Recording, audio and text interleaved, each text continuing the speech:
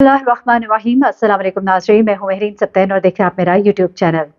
नाज़रीन, आज ये जो वाक़या मैं आपके लिए लेकर आई हूँ, ये बड़ा ही खौफ़नाक वाक़या है। कभी इंसान सोचे तो आपके रोंगटे खड़े हो जाते हैं। जब हम जहाज़ का सफ़र करते हैं तो यकीन मानिए कि मैं समझती हूँ कि सबसे ज़्यादा ख़तरनाक सफ़र मुझे ऐसा लगता है वो इसलिए होता है कि आप ज़मीन पर नहीं मौजूद होते, आप हवा में मुअल्लिक़ होते हैं। अगर खुदा न ख़ास्ता कुछ हो जाता है तो किसी एक के भी बचने का इम्कान नहीं रहता। ये वाक़या आपके साथ शेयर करने का मकसद एक और भी है क्योंकि मैं नाम लिए बगैर कुछ एयरलाइंस का ज़िक्र करूँगी जिनके जाँच पड़ताल के जो पैरामीटर्स हैं वो उस तरह से पूरे नहीं किए जाते जो कि इंटरनेशनल पैरामीटर्स है। कहा तो जाता है कि है, लेकिन जब आप सफ़र करते हैं तो आपको पता लगता है कि उसका इंजर-पिंजर हिल रहा होता है। चीज़ें ऊपर से गिर-गिर कर आ रही होती हैं। कुर्सियाँ कुछ इस तरह की होती हैं, सीट्स इस तरह की होती हैं कि समझ नहीं आती कि ये अपनी जगह पर सालिम कैसे मौजूद है। तो आप समझ ही गए होंगे मैं क्या बात कर रही हूँ। लेकिन ये वाक़या जो है अपनी नौइयत का इंतहाई खौफ़नाक वाक़या जिसमें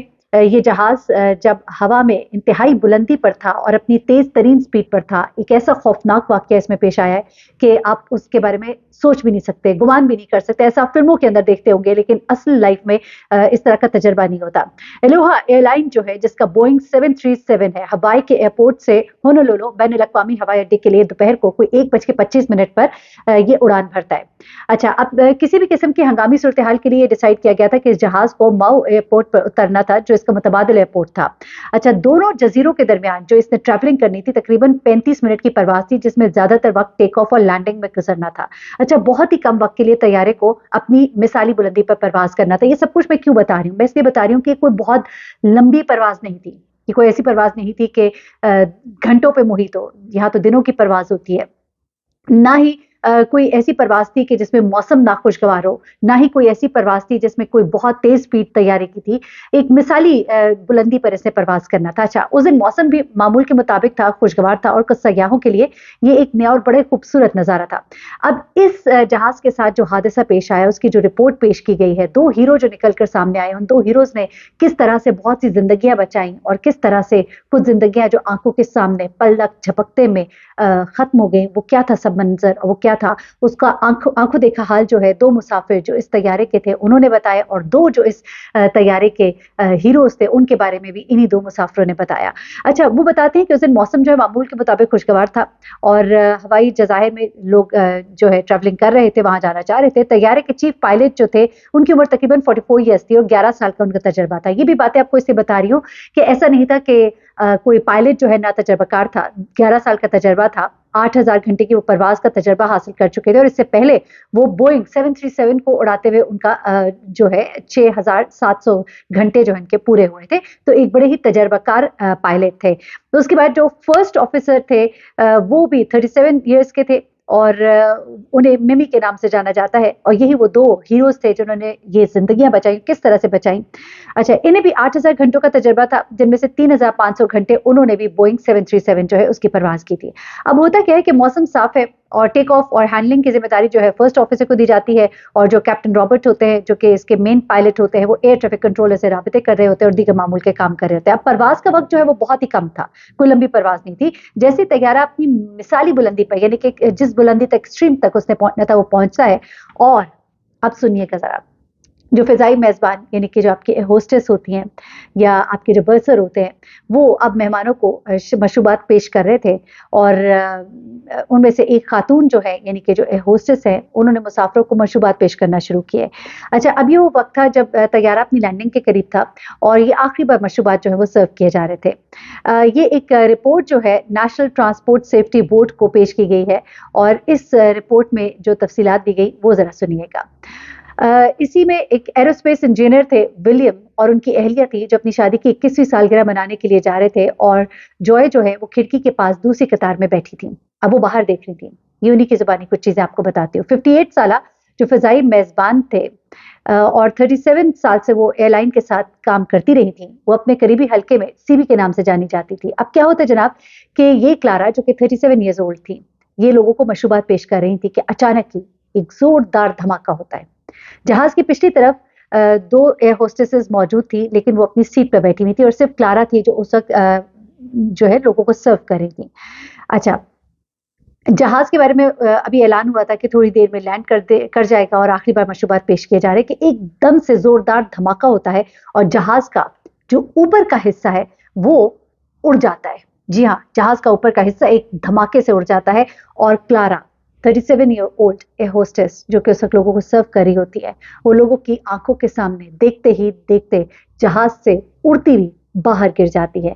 जहाज में बैठे हुए मुसाफिरों को अपनी यकीनी मौत जो है वो नजर आने लगती है। जॉय बताती हैं कि हमें लग रहा था कि हमारा आखिरी वक्त आ गया है, हर तरफ चीखो पुकार थी, लोग चीखे मार रहे थे, लेकिन एहतियातन जो लोगों की सीट बेल्ट जो है बंधवा दी गई थी पायलट की तरफ से, क्योंकि लैंडिंग जो है वो करीब थी और कुछ थोड़ा सा लगा था कि मौसम थोड़ा सा बिगड़ने के अंदेशे थे, जिस बिना पर अभी लोगों ने अपनी सीट बेल्ट जो है वो नहीं उतारी थी, जिसकी वजह से बहुत से लोग जो है वो बच भी गए। अच्छा, उस जहाज में बैठे मुसाफिरों को यकीनी मौत नजर आने लगी क्योंकि ऊपर उन्हें खुला आसमान नजर आ रहा था और नीचे ताहद्दे निगाह समंदर था। ये मंजर देखकर मुसाफिर जो है उनके औसान खता हो गए और वो समझ नहीं सके कि तैयारा टूट गया है या क्या हुआ है, कुछ समझ नहीं आ रहा था। जॉय बताती है हम बिल्कुल परेशान थे, हमें लग रहा था कि अभी जहाज दो टुकड़े हो जाएगा और हम हवा में मौलिक हो जाएंगे। जिस तरह से वो होस्टेस जो है वो उड़ती हुई समंदर में जा गिरी, हम भी उसी की तरह समंदर में जा गिरेंगे। सबको अपनी मौत जो आंखों के सामने नजर आ रही थी। जहाज की दोनों तरफ की जो 5 कतारें हैं एक कन्वर्टेबल कार की तरह ऊपर से खुली हुई थी, यानी कि जैसा किसी गाड़ी का ऊपर की छत हटा देते हैं तो ऐसा लग रहा था ये जहाज भी बिल्कुल ऐसा ही है जिसके ऊपर की छत जो है हटा दी गई है।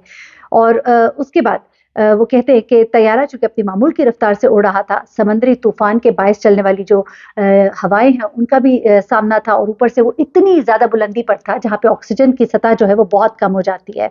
अच्छा, खुशकिस्मती से मुसाफिर अपनी नशिस्तों पर थे, सीट बेल्ट पहनी हुई थी क्योंकि जहाज के कप्तान ने उन्हें सीट बेल्ट उतारने की हिदायत नहीं दी थी। अगरचे उन्हें तेज हवाओं का सामना था लेकिन वो हवाई जहाज में थे क्योंकि उनकी सीट बेल्ट उनके जिस्म के साथ थी। हवाई जहाज के हिस्से की छत टूटने से इसमें मौजूद तारे, लोहा, दीगर मलबा जो है वो हवाओं में उड़ा था। सामने वाली ट्रे से टकराने से कुछ मुसाफिरों के चेहरे और उनके सर पर चोटें आई थी।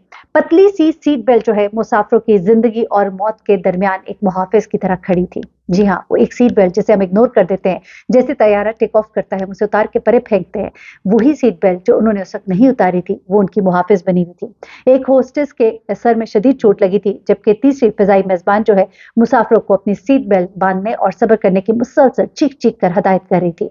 ऑक्सीजन मास्क लटक रहे थे लेकिन ऑक्सीजन की सप्लाई नहीं थी। इस बुलंदी पर मुसाफिरों को शदीद सर्दी लग रही थी और सांस लेने में शदीद दुश्वारी थी। बगैर ऑक्सीजन के वो मौत के बहुत ही करीब जा रहे थे। वो कॉकपिट में पायलट की पोजीशन नहीं देख सकते थे लेकिन पायलट ने बड़ी महारत के साथ तैयारे को आहिस्ता आहिस्ता नीचे लाना शुरू किया क्योंकि उसे मालूम था कि लोगों को ऑक्सीजन की जरूरत होगी। उनका ख्याल था कि पायलट को शायद कुछ हो गया है। लोग ये समझने लगे थे कि शायद पायलट को कुछ हो गया है, शायद उसको कोई कुछ हुआ है, शायद में भी हार्ट अटैक हुआ नहीं थे। जॉय कहती है हमें लगा कि शायद उन्हें हार्ट अटैक हो गया है और वो काबू नहीं रख पा रहे जहाज के ऊपर और तैयारा अनकरीब समंदर में गिर जाएगा। अचानक ही तैयारा फजा में इस बुलंदी पर आकर स्टेबल हो जाता है जहां पर मुसाफिरों को सांस लेना जो है वो आसान हो जाता है। अच्छा, इसी दौरान कॉकपिट के अंदर क्या हो रहा होता है जहां पर उनके पायलट्स मौजूद होते हैं। जो फर्स्ट ऑफिसर और मेन पायलट थे वो बड़े परेशान थे। उनको पहले तो पता ना लगा, पीछे मुड़ के देखा, तैयारे में हवा इतनी तेज थी वो एक दूसरे की गुफ्तगू नहीं सुन सकते थे, इशारों में एक दूसरे को बता रहे थे। जब उन्हें अंदाजा हुआ कि कॉकपिट पीछे जहाज का हिस्सा जो है वो उड़ चुका है, उसके बाद उन्होंने कोशिश अपनी जो है वो जारी रखी। ऑक्सीजन की सप्लाई उनके लिए भी कम थी, उनके लिए मैनेज करना बहुत मुश्किल हो रहा था। तैयारे के पायलट की जानिब से होनोलुलु हवाई अड्डे पर एक सिग्नल भेजा गया। तैयारा हंगामी सूरत हाल में था लेकिन पैगाम उन तक नहीं पहुंचा पा रहा था। अब ये भी एक मसला था कि ना उन तक पैगाम पहुंचा पा रहा था और ना ही और कोई सूरत हाल उनको नजर आ रही थी। आखिरकार उन्होंने माउई एयरपोर्ट पर उतरने का फैसला किया। वहां के ट्रैफिक कंट्रोलर से आखिर उनका राब्ता हुआ, उतरने की इजाजत तलब की।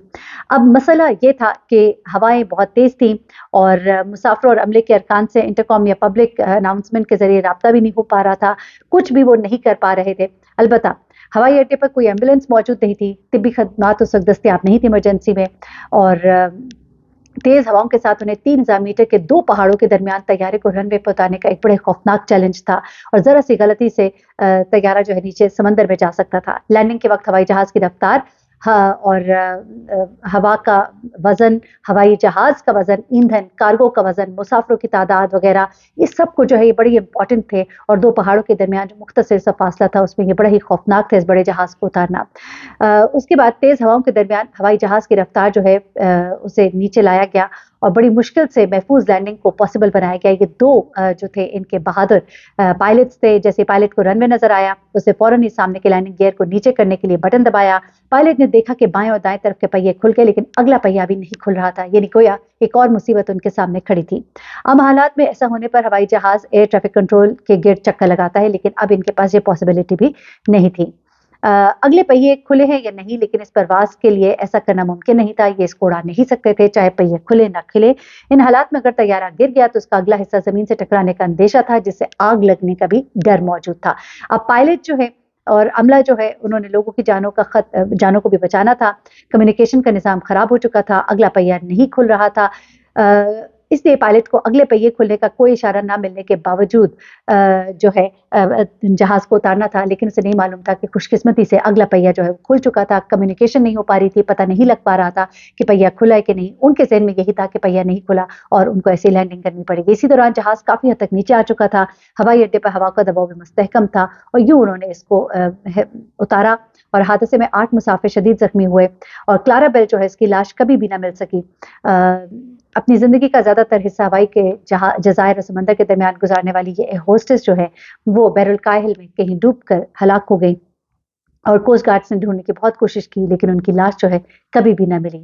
ایئرپورٹ پر ان کی یاد میں ایک باغ بھی بنایا گیا. جہاز کے ٹوٹے ہوئے حصے کی عدم بازیابی کی وجہ سے حادثے کی وجوہات نہیں معلوم ہو سکی لیکن جہاز کے ٹوٹنے کی جو وجوہات سامنے آئی کیونکہ یہ جہاز جو ہے $50 لاکھ کا تھا اس وقت 1988 کی بات ہے. یہ بڑا ہی مشہور واقعہ ہے اور اس جہاز کو اسکریپ میں فروخت کیا گیا. یہ طیارہ جو ہے 1969 میں خریدا گیا تھا اور اس کی تحقیقات میں پتہ لگتا ہے کہ بار بار اب یہ سنیے گا جو ہمارے جہازوں کا حال ہے بار بار ٹیک آف اور لینڈنگ نے اس کے بیرونی حصے پر دباؤ ڈالا تھا جس کے باعث ان حصوں کو جوڑ کر رکھنے والے خصوصی جو پیچ ہوتے ہیں وہ ڈھیلے ہو چکے تھے. حادثے کے دن بھی طیارے کے 3 چکر طے تھے. طیارے نے 35,500 گھنٹے پرواز کی تھی اور یہ نتیجہ اخذ کیا گیا کہ جہاز کے بیرونی حصے پر شدید دباؤ تھا جس کی وجہ سے جو پیچ ہے وہ ڈھیلے ہوئے اور یہ حصہ جو ہے جہاز سے الگ ہوا.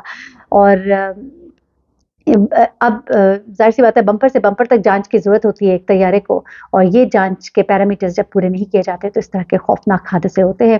یہ ایک بڑا ہی مشہور حادثہ تھا.